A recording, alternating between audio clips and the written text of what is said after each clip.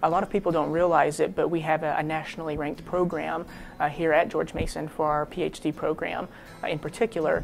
And so being able to meet some of these individuals that I spent time in my undergraduate career reading about in textbooks, articles, and then actually getting to meet them in person and work with them and get hands-on experience with them was just really one of the main selling points for me to come to Mason.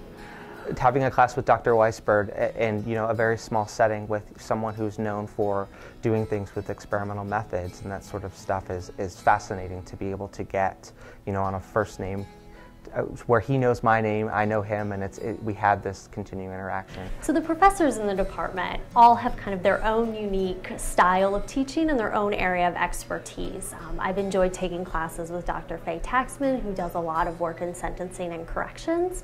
I've also enjoyed taking classes from James Willis, who has a background more in theories of justice and how justice applies to everyday issues in criminology and policing and corrections. Also classes from Dr. Cynthia Lum in policing and criminological theory.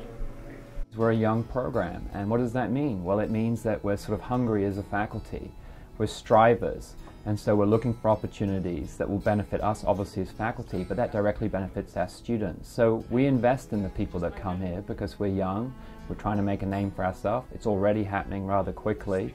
But we want them to do well, those students, because that reflects well on us. So we invest in them in ways that perhaps more traditional or programs that have been around for a long time don't. And we also have a number of great younger faculty and really up-and-coming stars in the field at the assistant and associate level. And so it's a great place to be, I think, and especially if you're interested in things like evidence-based policy, juvenile justice, policing, corrections. It's a really strong faculty, especially in some of these areas of criminal justice, that make it a really great place to be a graduate student. This summer I had the opportunity to take crime and crime policy with Dr. Lum, which is one of the core foundational courses in this type of curriculum. In an effort to really bring the classroom material to life, we were able to Skype with one of the leading scholars in the field each week. Marcus Felsen told us about routine activities. We got to talk to John Lobb about crime in the life course, and we Skyped with Dan Nagin about deterrence theory. Very excited to be here, because the faculty is not only very scholarly, of course, but they are so interested in linking that scholarship with practice and policy, and that's my interest. So to have that work with the centers here is just terrific. I didn't come to Mason with an exact idea of what I wanted to do, but I knew that this would be the best place for me to learn from different faculty members and then kind of find my own niche within the field. I got to know the faculty through their readings.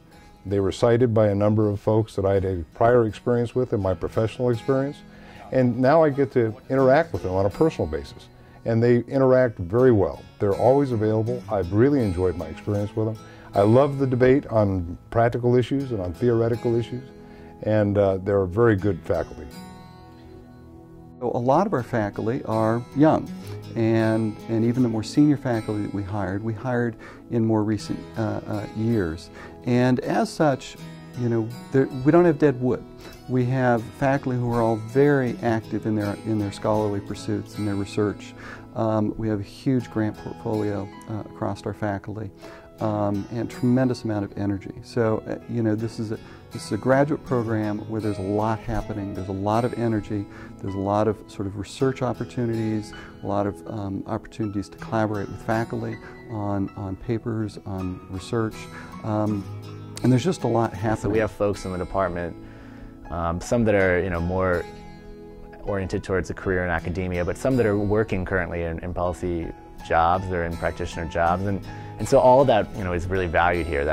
That link between policy and practice is really important and really emphasized here. Because I mean, like, if you feel that you depend upon the people that come to your program, that's very different from feeling like I got a job, whoever comes into my classroom, whatever, I won't see them again, right? So I don't know if you feel, I feel like that probably came across already. I said we invest in people. Yeah. I mean, I feel strongly about that. Like, my success and my department's success depends upon the people that we're producing.